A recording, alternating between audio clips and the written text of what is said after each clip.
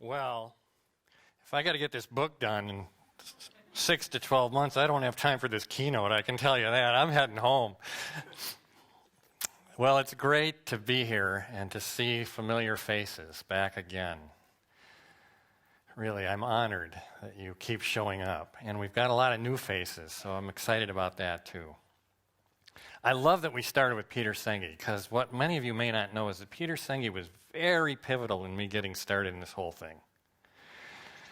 In 1984, I went to their Leadership and Mastery workshop, and it blew me away.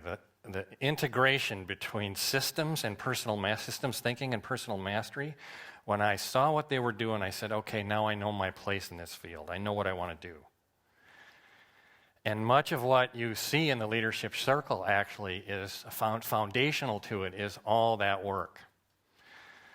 And so I love that we started with him. One of the things he was famous for saying was that the collective intelligence, more often than not, is below the average intelligence of the members of the collective. In other words, when we come together, we play at the lowest common denominator, right? And so the notion of collective effectiveness is, how do we apply a systemic approach to the development of the effectiveness of leadership in the leadership system of the organization, so that we raise the level of collective intelligence beyond the average intelligence in the room. This is when you harvest the collective intelligence or wisdom that's in the system, and you get breakthroughs. You get those non-obvious points of leverage where, the investment in change or leadership, you get multiple returns on it. And that's the notion here. So my focus is on how to apply a systemic approach to the development of the leadership system in an organization. Now, I want to use a case to do this. So meet Jim McGrain. Jim is one of our premier clients. Love this man. We've worked with him for decades, but in this incarnation, he was the CEO of a large commercial finance company specializing in commercial equipment leasing. And when we met him in 2007, he'd grown that business from startup in 2004 over 3 years to $700 million in assets under management. They were already in the top 100 largest commercial finance companies in the United States and the fastest growing. So it's quite a track record. Here's his leadership circle profile in 2007. Now, those of you who know the profile can begin to understand why Jim might have this kind of track record, right? But I'm ahead of myself, because we got half the room that doesn't know the profile. So there's a number of things I want to cover. First, I want to talk about our latest thinking on effectiveness in leadership, especially collective effectiveness, and how that translates into business performance. Then I want to introduce you briefly, and I mean briefly, to the leadership circle profile, so you have a sense of that. And I'm really excited about this. We've been working for the last 5 years intensively and experimenting with our clients, like Jim McGrain, on how you develop collective intelligence or collective effectiveness in the leadership system of the organization. I want to share the system we put together, because that's what we did with Jim, and Jim's story will rinse through the whole presentation. So that's a lot to cover, and this is going to be a cardiopulmonary event for me, because I got very little time to breathe, okay? I'm going to talk as fast as I know how. So let's get started with collective effectiveness and leadership and business performance. So I need audience participation here, so I need a show of hands. How many of you would agree with this statement? Effective leaders outperform ineffective leaders. Show of hands. Look around the room. Look around the room. Every hand's up, right? Now, second question. How many of you would agree that a group of leaders showing up effectively together will outperform a group of leaders that are showing up ineffectively together? Yep, every hand going up, right? Now, last question. How many of you would agree that leadership effectiveness, especially this notion of how we show up collectively together, is a key contributor to how the business is performing? Well, thank you. You just gave my talk for me. We all agree on this. Everybody knows this. We never get pushback on these questions. And it turns out the research supports it. So we did a study a number of years ago. I won't get into the particulars. It's written up on our website. But we created a metric. We created a metric of business performance where we asked managers to evaluate the performance of a business relative to industry standards along certain criteria like sales, revenue, market share, quality of products and services, and so on. And we aggregated that into a metric of business performance, and then we correlated it with a measure of leadership effectiveness that's on our leadership circle profile. And this is the correlation we got when we had 500 businesses assessed. We got this picture. Very positive relationship between effectiveness and business performance at 0.61 correlation, which means that if you can improve the effectiveness of leadership in an organization, you have a 38% above chance probability of having that translate into higher levels of business performance. 38% above chance. Chance is 50-50, which means, there's no correlation, hit or miss. So 38% above chance means you got an 88% probability that if you can improve the effectiveness of leadership in an organization, business performance will come along. That's huge. And it's consistent with all the research. And we all know this. We got really curious about this data. We said, I wonder what the average effectiveness scores were for the leaders in those organizations, those that were functioning in the highest top 10%. And then what's the average effectiveness scores of those leaders that were in the bottom 10%? Here's what we found. In those businesses that were rated as highest performing, top 10%, the average effectiveness score was at the 80th percentile, meaning higher than 80% of our norm base, which is now 500,000 surveys. This is a very effective group of people. Those businesses that were underperforming in the bottom 10% had average effectiveness scores averaging at 30%, which means lower than the norm and lower than 70% of the managers assessed in our norm base. Pretty obvious conclusion. What we all just raised our hand to, effectiveness outperforms ineffectiveness every day. And this is especially true when you're working with when you're applying this to the collective and to the effectiveness of the leadership system of the organization. So what do I mean by leadership system? It's people and processes. So in particular, when we work with organizations, we're working with this group of people. CEO, his or her directs, their directs, so levels 1 through 3, and maybe level 4 depending on the size of the organization. Pound for pound, this group has more impact on what's going on in the business than any other group of people in the organization. And that's because they are responsible for designing and leading through the key business processes that run the organization.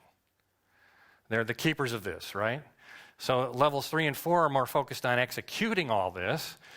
The first two levels are really focused on designing it or putting it in place. And so this group of people is responsible for all the organization identity, meaning, direction, mission, vision, values, responsible for strategy, making sure the organization is clearly focused on strategy, and then the translation of strategy into execution. They're responsible for culture. No other group of people in the organization has more impact on culture than this group of people, and we all know that if your culture's ineffective, it eats strategy for lunch, right? So it's responsible for all resource allocation, time, people, and money toward the key strategies, accountability, how we hold people accountable, how we measure and track performance and keep things pointed in the right direction, metrics, and talent management. So these people leading through and designing is an important word, we'll come back to it, designing this system, right? This system has, all the effectiveness is right here. You're only as good as this system, right? So you might ask yourself, what's a return on investment? What kind of return on investment are we getting in leadership? So back to this group of people. It doesn't matter the size of the organization, 1 on 10 on 100, 1 on 10 on 1,000 on 10,000, 1 on 10 on whatever, doesn't matter the size of the organization. You're only as good as this group.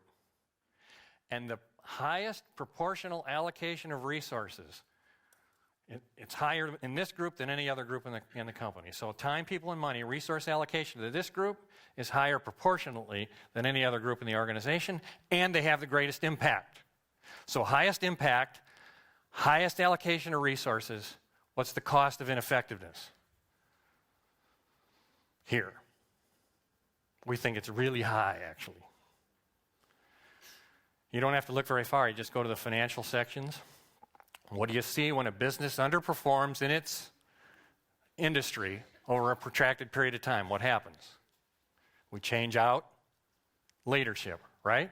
Where? At the top, right? And we call it a failure of leadership. So this, we know when a business is underperforming that effectiveness is really important. And if it's ineffective, it's really costly. You don't have, just one manager here at this level, costly. What's the multiple you're getting on leadership? Businesses invest to get a multiple return on their investment. That's the game, right?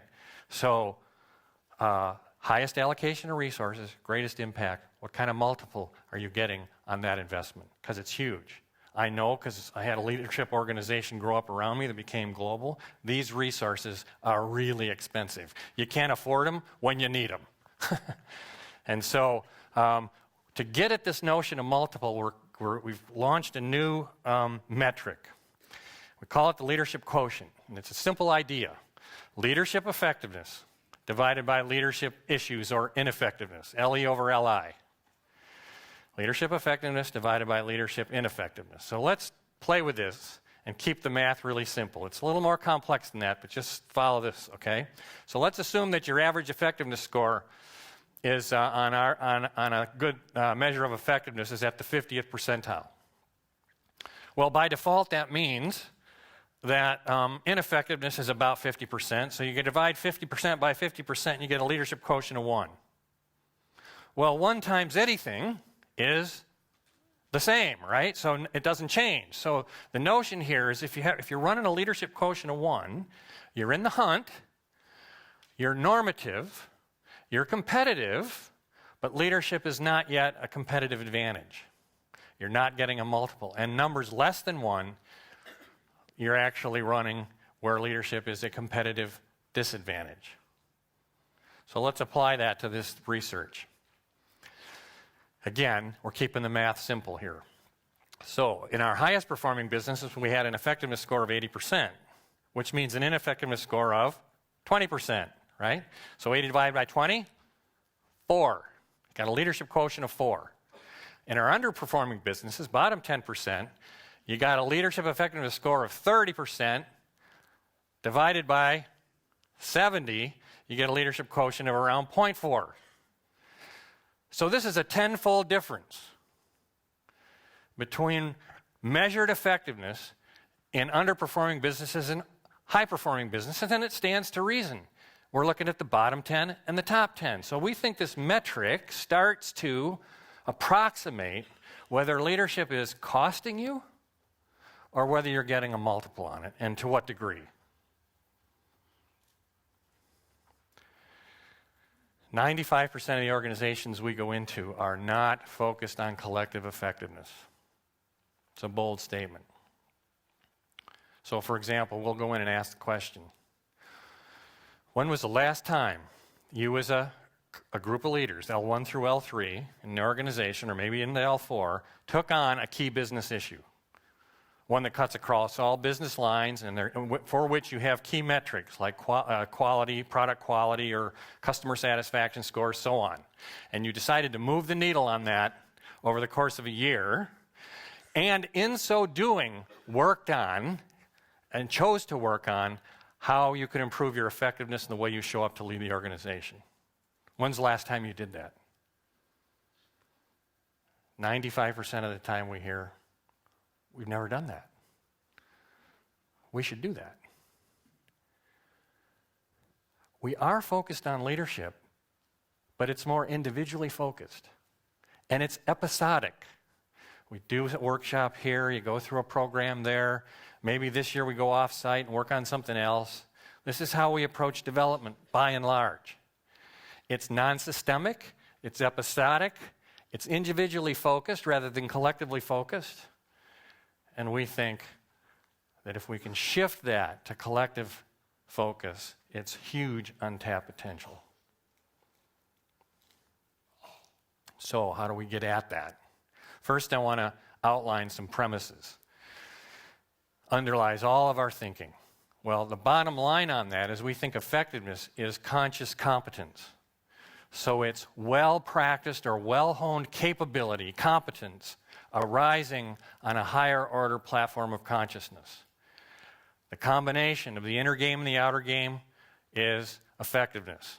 And so foundational, this goes right to Sengi. Structure determines performance. This rinses through everything we do. You are designed for the performance you're getting, perfectly. Collectively and individually, you're designed for the performance you're getting.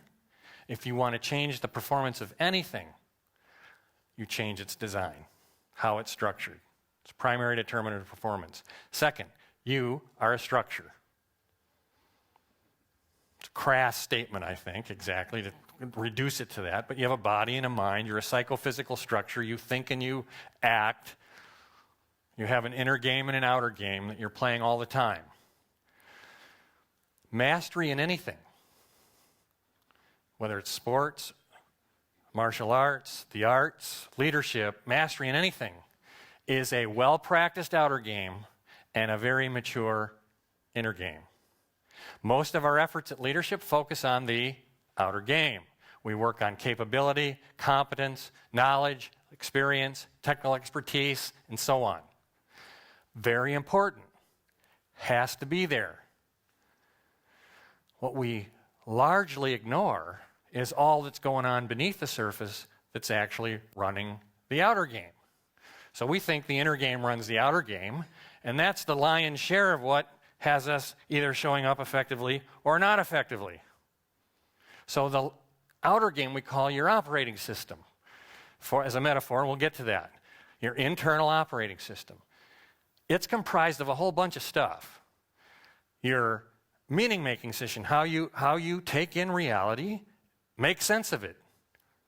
Your decision-making system, how you analyze, decide, and act on it. Your level of emotional intelligence, your level of self-awareness, the mental models that Peter Senge mentioned that are on autopilot. We've been using them so long. This is how we think. We think through our mental models. The beliefs and assumptions that form the core of our identity and how we deploy ourselves in the world. All of this is your internal operating system, and it's a complex structure. And the inner game runs the outer game. So you are a structure. Consciousness, or the inner game, is the deep structure that's determining performance. Senge once was famous for saying, consciousness creates reality and then says, I didn't do it. Because you think through your consciousness, you don't see it, right? But it's actually the deep structure through which you're thinking that manifests everything that's happening. And so, for higher performance, you must be restructured. It's a metamorphosis process, a fundamental change in form. And Senge called it a fundamental shift of mind. They actually use the word metanoia in 84. It's not really a business term, but it's a fundamental shift in mind. You must be restructured, and development of effectiveness, both the inner game and the outer game, need to proceed at a pace. Pace for what? Pace to stay competitive. So let's look at that. Again, some audience participation, show of hands. How many of you agree that when you step into a significant position in leadership, you're expected to be effective? Right? Every hand goes up. How many of you agree that you're expected to be more effective next year than you are this year? Right? Okay. And how many of you agree that the bar by which you're being measured is a high bar? Notice every hand goes up, right? So, and it's getting higher because we're expected to be more effective next year than we are this year. So what's pushing the bar up? Well, new competitors enter the market. They're not sitting still, so you have to continue to get more and more effective, right? Promotions. If you're effective as a leader, you get promoted. You know what happens then? You got bigger job, bigger budgets, more key stakeholders, global scope, so on. Spans of control increase, and it gets more complex. Rapid growth. This is a surprise, actually. We're now getting brought in by venture capital companies because they're able to grow the business at a pace which outstrips the effectiveness of the leadership that founded the business. And so they're beginning to say to us, in order to scale the business, we have to scale the effectiveness of leadership in the organization. Otherwise, leadership becomes a cap on growth. So with growth comes increased complexity, and you can quickly get in over your head. Of course, we're in a time of escalating complexity. So Bob Johansen wrote a book, Leaders Make the Futures. Bob's one of the foremost futurists in the world, and in the book he describes the business environment that looks like this. Both we're in it now and into the future. Escalating complexity, uncertainty, ambiguity, right? Disruption, perturbations. In this kind of environment, leadership and its effectiveness is at a premium. It's a primary competitive advantage if it's effective, and you can quickly get in over your head if it's not. And so the notion here is leadership must evolve, the effectiveness of leadership must evolve at a pace to stay relevant. If I don't evolve at a pace, I become less relevant to my organization, and collectively we become less relevant to our markets. And so we've now we see this as an imperative, a leadership imperative, that the rate of development of leadership in the organization must, at a minimum, keep pace with the rate of change, with the rate of escalating complexity. Because if it doesn't, you're falling behind. And so another way of framing the same thing is, how do we evolve the complexity of mind? This is focused on the inner game.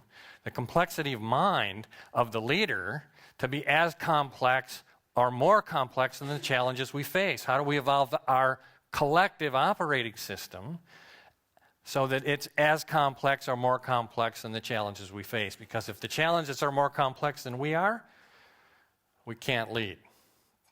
We're falling behind. But if we can evolve the complexity of mind, the internal operating system, and the capability, the effectiveness of leadership at the pace of escalating complexity, then we can thrive in this kind of a volatile, uncertain, complex environment. So how do we simultaneously evolve the outer game and the inner game? Collectively. And so for that, you need a system, a systemic approach. 3 components. 1, we need a better model. Most of our models of leadership are good and partial. There are no comprehensive models of leadership in the field. We need to be able to measure against that model. So a good model will point the direction of effectiveness and how it develops.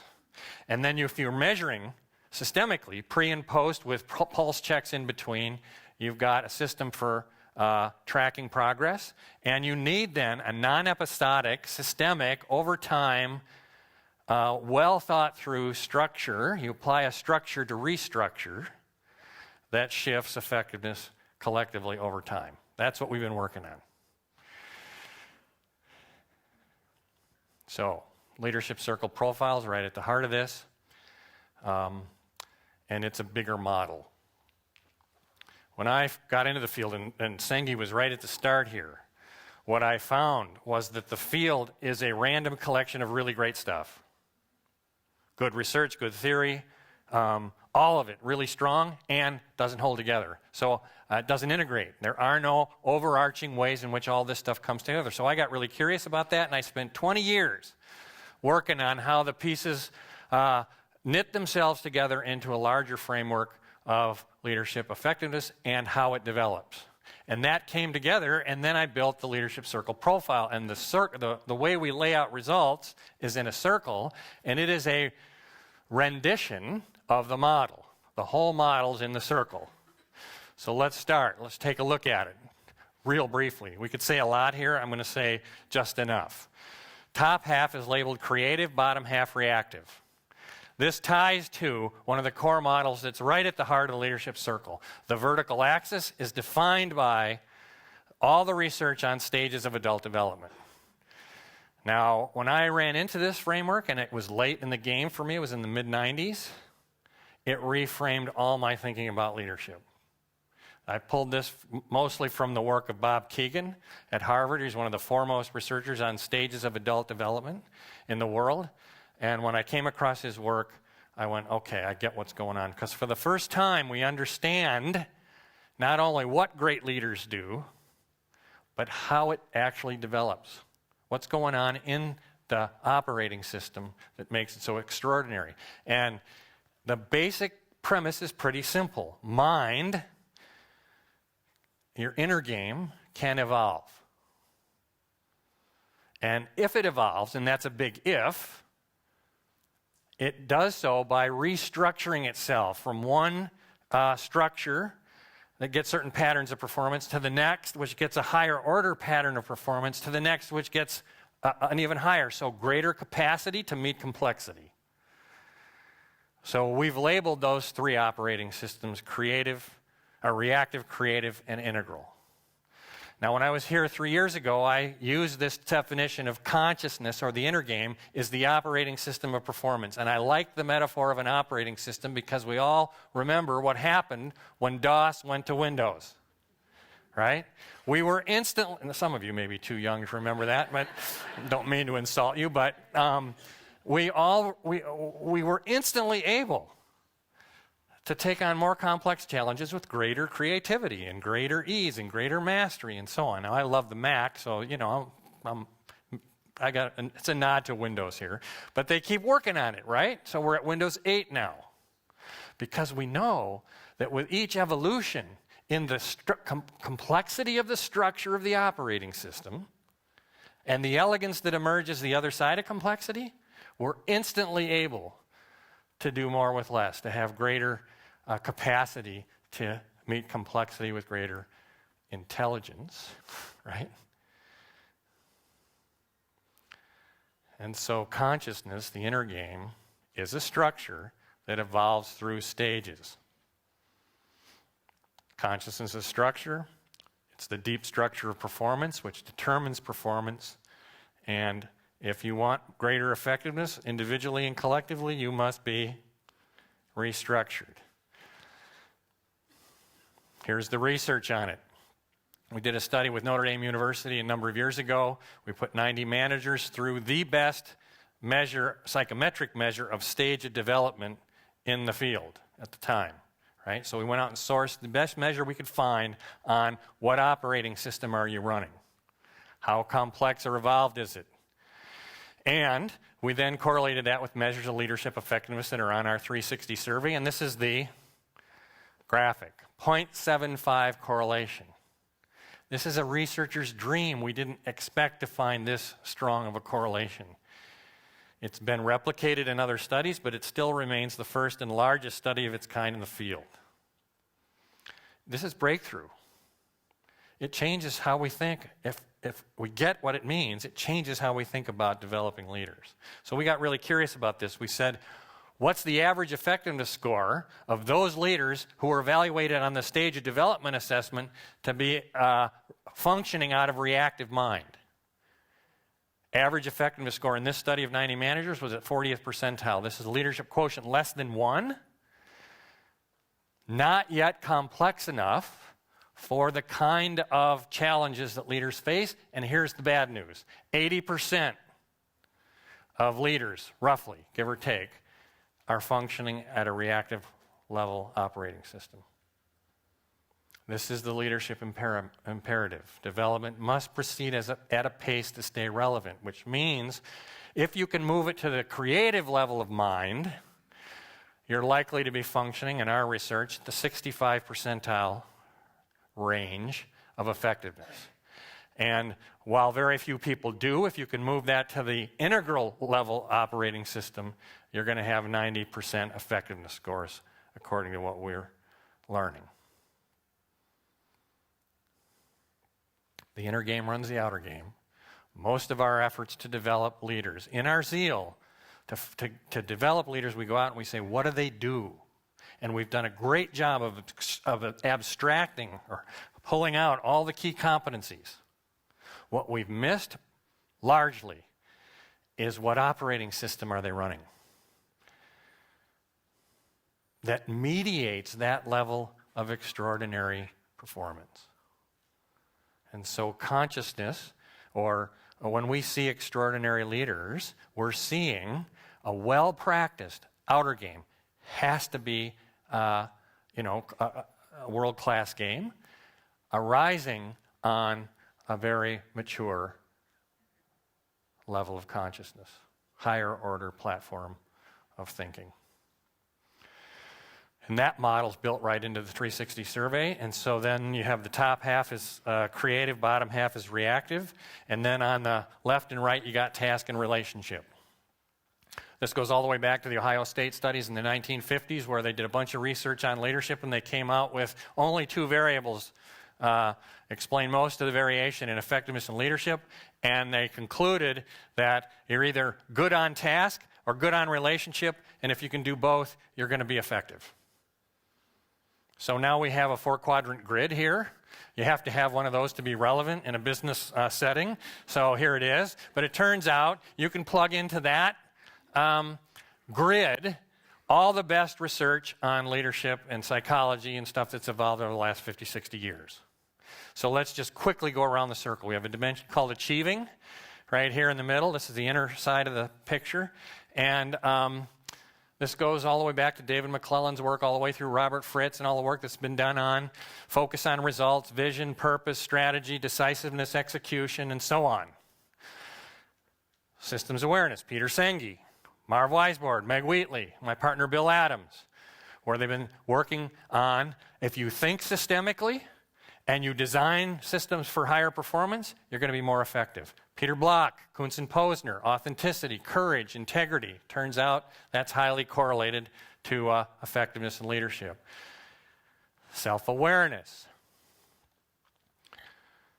Abraham Maslow, through Goleman's work on self-awareness and emotional intelligence, the more self-aware you are, the more likely you are to be effective. We were talking with one of the top leaders in one of the largest leadership consulting firms. This was a CEO. And he said to us in a meeting of one of the largest leadership consulting firms, the CEO needs to be the most self-aware person in the organization. Their motto is, if you want to go higher, you must go deeper. Right? And of course, relationships. Carl Rogers, all the way through a host of people that are saying if you can mentor people, develop people, if you're interpersonally skilled and so on, you're going to be more effective. So into those 5 buckets, you can plug all the best theory and research on leadership in the field. Bottom half is organized a little differently. So here we turn to Karen Horney's work, a psychologist in the 1950s, that she said when you're organizing your character structure, your internal operating system, you tend to orient in one of 3 ways. You are people-oriented, meaning you move toward people. She called that move toward. You move away in rational distance, or you move against using will and power to triumph. Move toward, move against, move away. We call that protecting, or complying, protecting, and controlling. So in complying, you give up too much power in exchange for being liked. That's the crux of complying. It's people-oriented, that's its gift, but the core fear here is being rejected. So you're running an assumption that goes something like, my worth and future is in your hands, and I maintain that by having you think highly of me, like me. So I tend to, when I'm running that operating system, I tend to not push the tough issues, not challenge, push back. It takes a lot of power to lead, and I exchange power for being accepted. And the opposite of that, on the other side, is controlling. Controlling, I take up power in service of results. However, in reactive structure mind, the underlying fear is failure. So I'm running a belief that my worth and future is in your hands, and I maintain that by being seen as the one who always gets the results. Failure is not an option. One failure, ball game over. So I tend to over-control, micromanage, push people too hard, and so on. And to the extent that that gets too strong, you're less effective.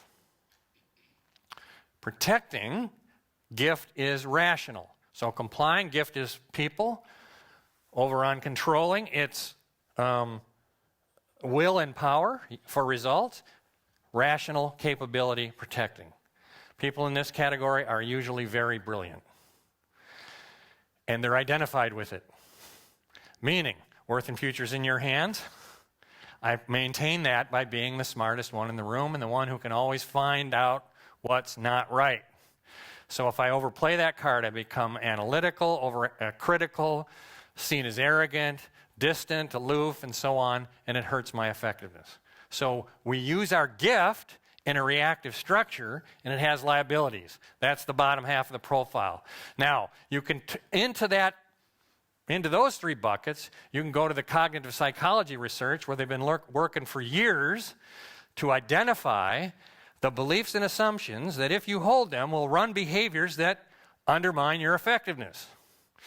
And we have 11 different measures on the survey of that kind of behavior plugged into controlling, protecting, complying, and this is the structure of reactive mind.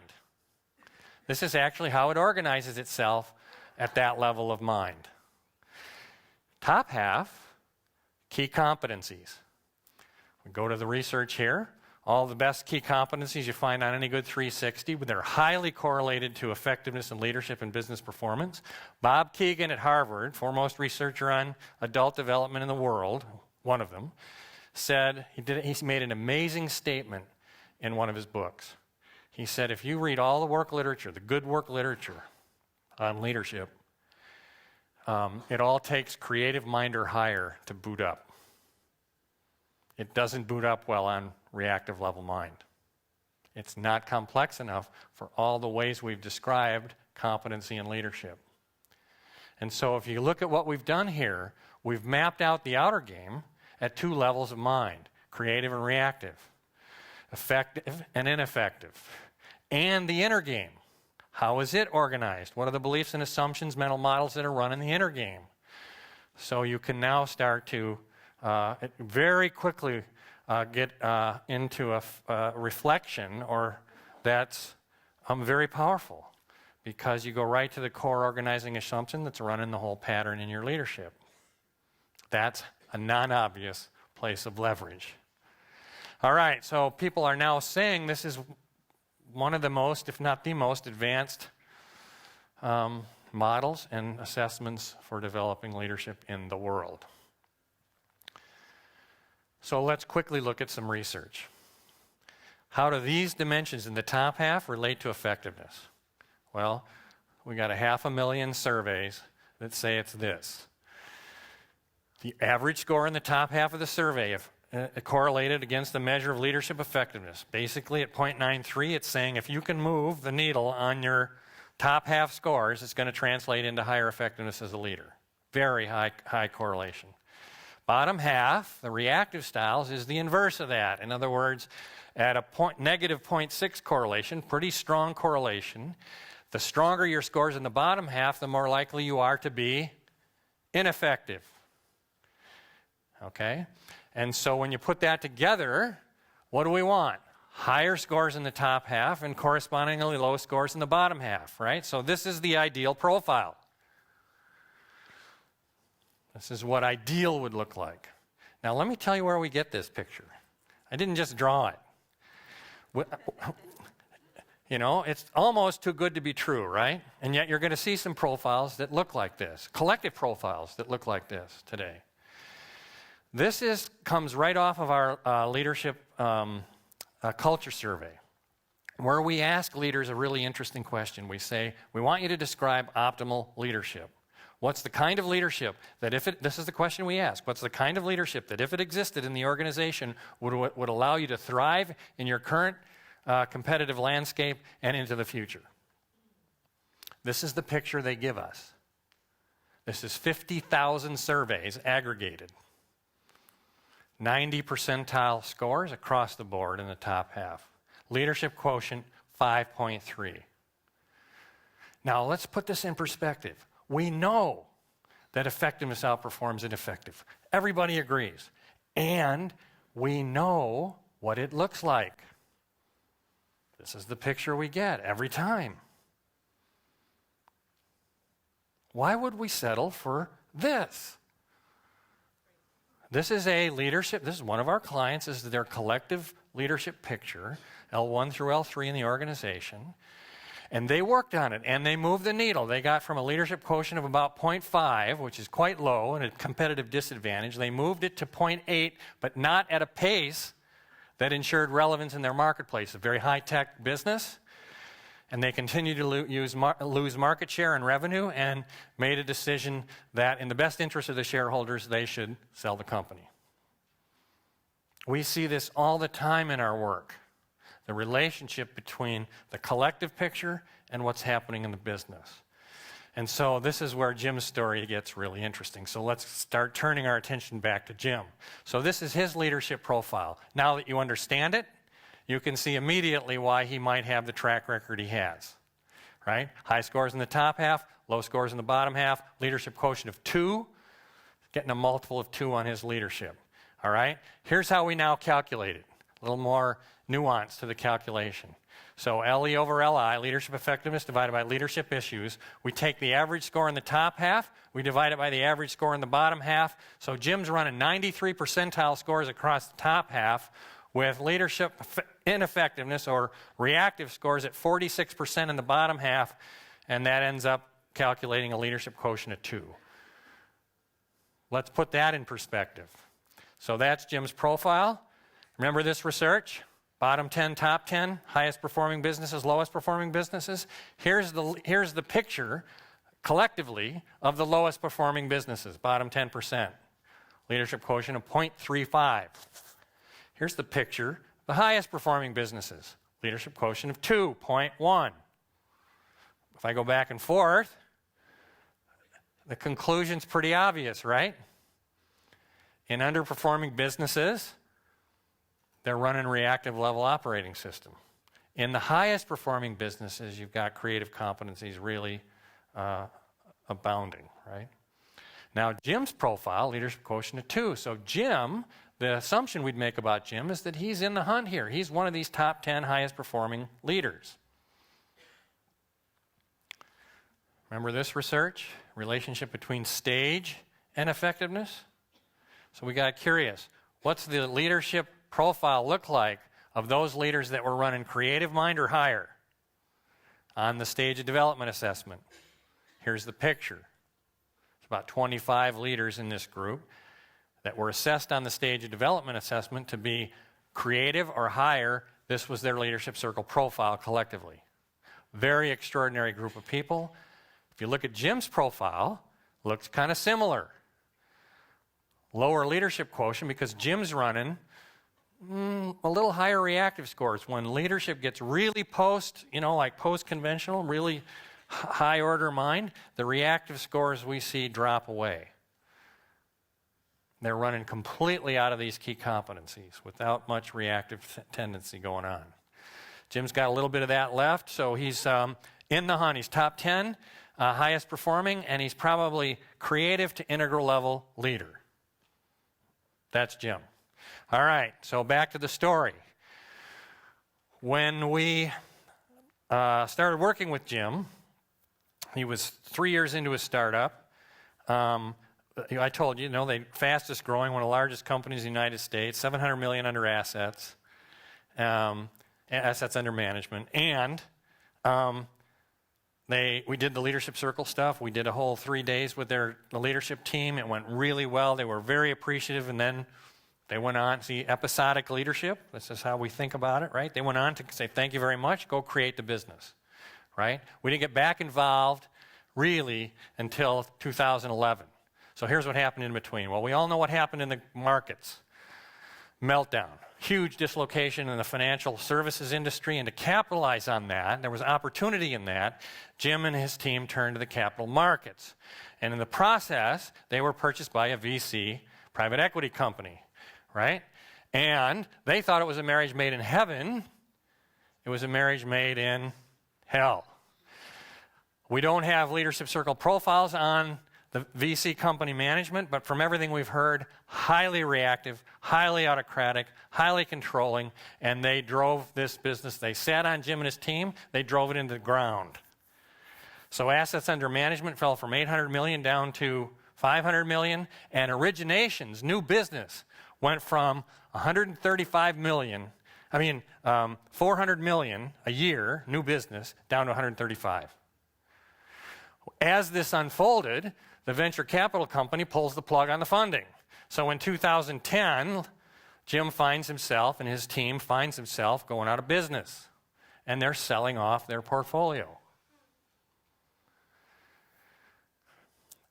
They ran into a bank. They were going to sell assets to a bank. I'll keep names out of this, organizational names out of this, but the bank's one of the largest privately owned financial institutions in the country. And the bank, when they met Jim and his team, his core leadership team, they were so impressed with them as people that they made a smart decision. They chose not to buy the assets. They bought the company. And they invested heavily in it. And that's when Jim brought us back in. He's got a new lease on life. Okay, let's go. So, this is the financial picture. In orange, you've got portfolio assets under management. You can see the decline there. In blue, you've got new business volume that they're writing each year. That's what happened in the period between 7 and 11. Here's what happened with their profiles. So the first thing we did when we got involved was run another round of leadership circle profiles. So here's Jim's profile in 7. Here it's 11. 7, 11. This is like your optometrist. Better, worse, right? So if I put them side by side, you can see that Jim's leadership quotient went from 2 to 1. His leadership effectiveness during that period of time cut in half. He's no longer a competitive advantage. He's neutral in his influence, right?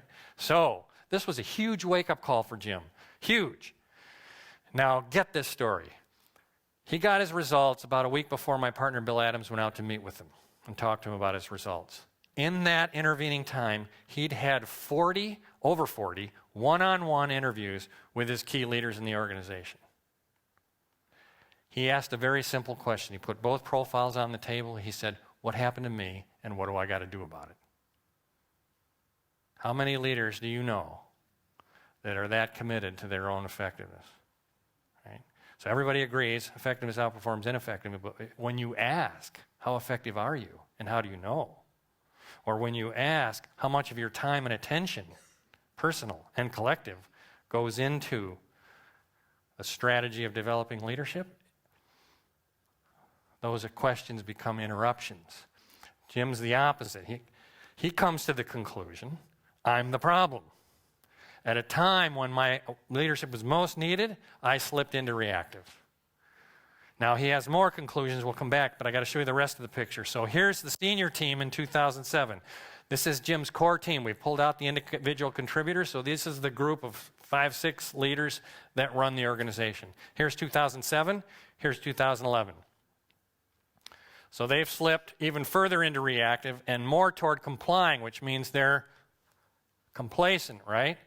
So we put them side by side. Their leadership quotient went from 0.86 to 0.76. They've become less of an advantage. And, interestingly enough, the whole team now with Jim at 1 and them at 0.76 is playing beneath.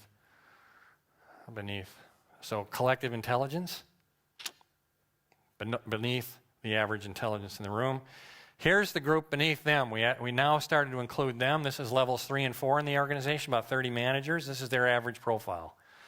It's a 25 percentile profile with a leadership quotient of 0.5, competitive disadvantage. Well, Jim sees this picture. Here's the picture. Business results declining, leadership quotient scores going down. He makes some very powerful conclusions. He says, yep, I'm the problem, but I've not developed collective leadership. I've been assuming that because I'm a good leader, that's enough. I haven't brought along my people. And so I'm going to change that. To scale the business, we need to scale leadership, and that's my primary job. So this is what we did.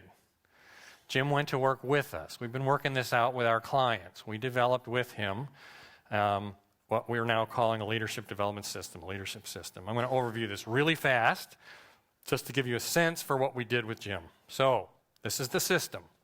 Notice it's M1, month 1 through month 12. It's a 1-year process that can get extended into years 2 and years 3 and so on. There's lots of parts and pieces. I'll walk through you just briefly. So we start at the top. There's readiness building, building a clear understanding of what we're up to and why we're doing it. Good strategic communication to the organization about the same thing. We do the assessments, the leadership circle profile, and the culture survey, and we're ready to launch. The first thing we do is a half-day promise of leadership training. Notice, half day. Executives are incredibly busy, so this whole system is built around short but powerful work over time, and you're in a container of transformation. And so half-day introduction to the profile, where we cover everything we just covered, relationship between business performance and effectiveness, and an overview of the model. You get results back. You get a debrief by a really seasoned coach, and it's very interactive. We actually get out on the mat and work the group in terms of their patterns and how they're working as a team, and very powerful half-day experience where we set the stage for on all the framework for 2 years worth of work. All right, leader to leader launches. There's a number of things that launch here. So leader to leader is a peer cohort coaching and accountability process. So we put leaders, 6 to 8 leaders, cross-section of L1 through L3 together. They meet once a month, and the focus of the meeting is holding each other accountable to make progress on their leadership effectiveness and to coach each other or support each other in doing that.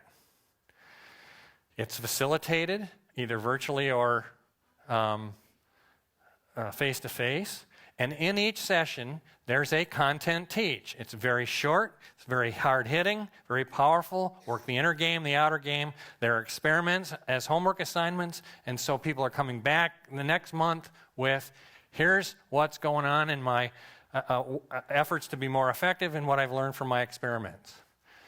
All right, that's the leader-to-leader process. Then we move them into the one big thing, leadership development plan. It's a coaching session, and it's built around Bob Keegan's work at Harvard, which is if you can define and get clear on the one thing that if you could break through on it would take your leadership to the next level. And we develop that one big thing, and we identify one creative behavior that's needed to support that and one reactive behavior that if you need to pay attention to limit that in order to accomplish your one big thing. And that's the heart of the leadership development plan. Then we pulse on it. So we've developed a survey. It runs automatically from our site where we take the goal statements from the one big thing, the one reactive, the one creative. We write those goal statements so they're measurable, and we pulse on it to track quarterly, roughly, how much progress are you making on the one big thing, the one creative, and one reactive. How much progress are you making? Now then, here's an example of an organization that's been in this process for about 6 to 9 months, probably about 9 months in.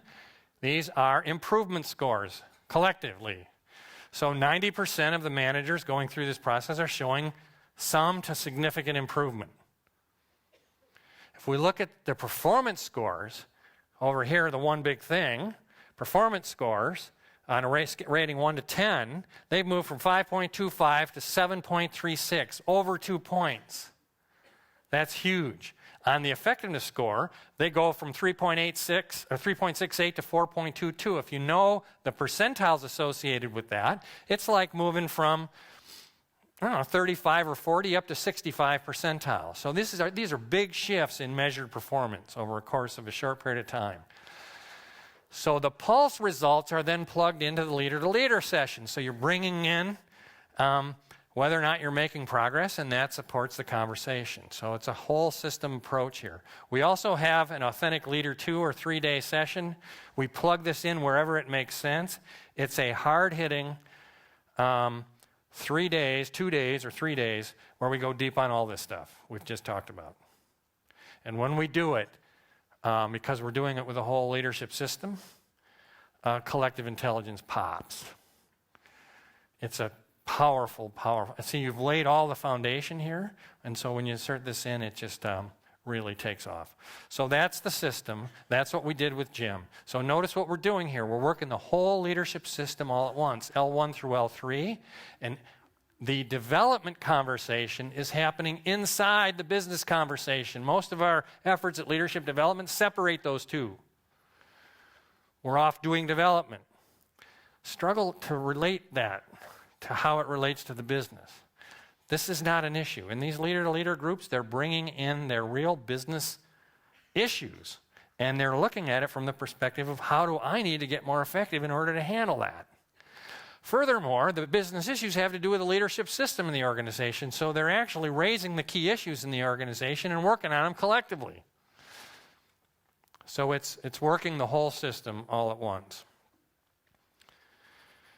All right, that's the system.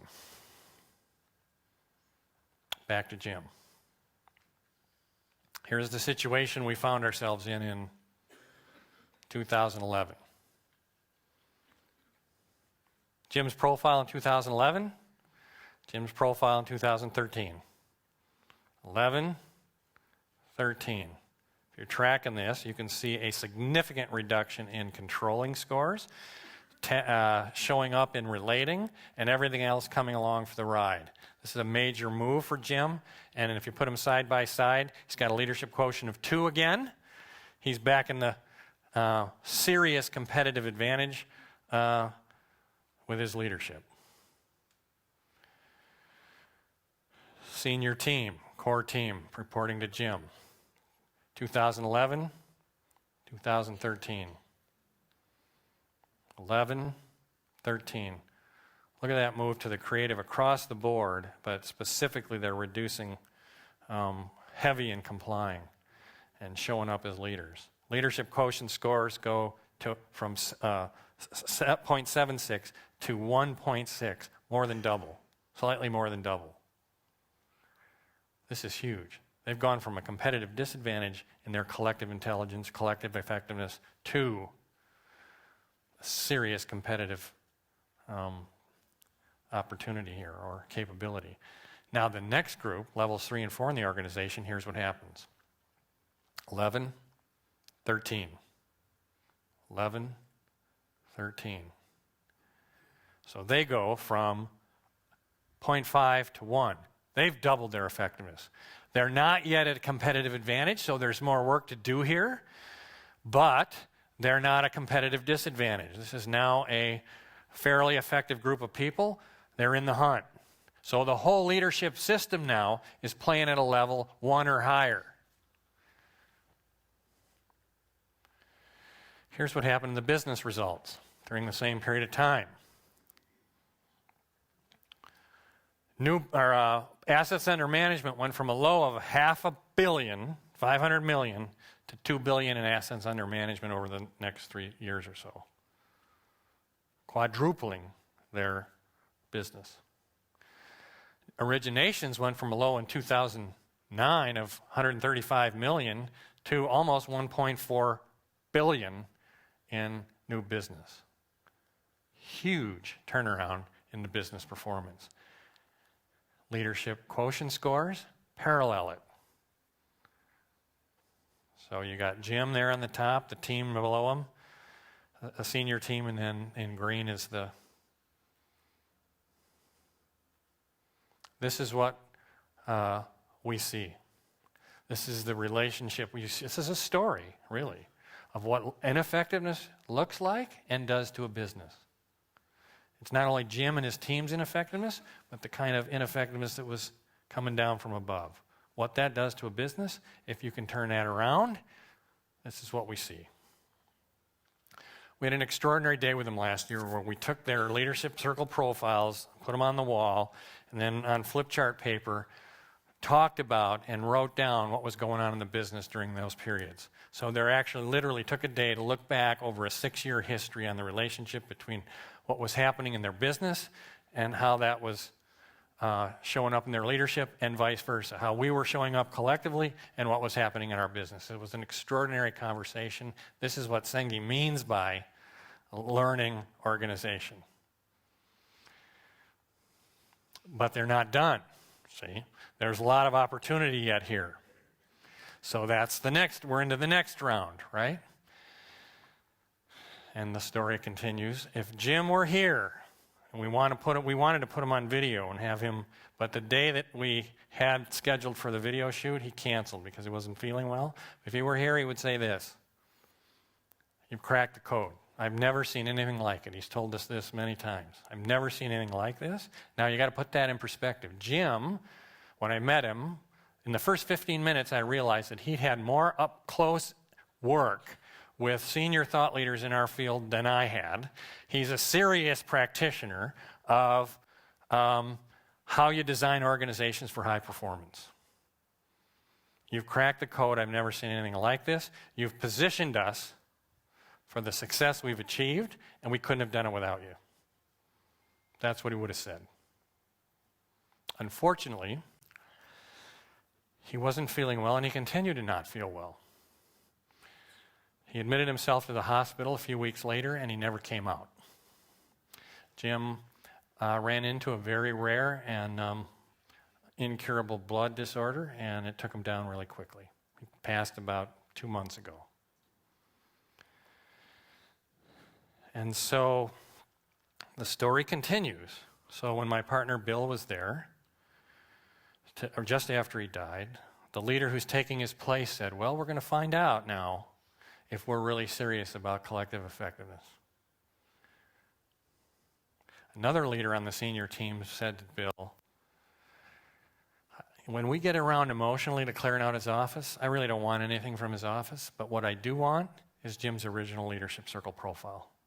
Because I want that on my desk every day as a reminder of the kind of leadership that I aspire to." Jim leaves a huge vacuum, but he also leaves a huge legacy in his organization and to all the people that his leadership touched, and with us, and now with you. Jim was one of our practice partners.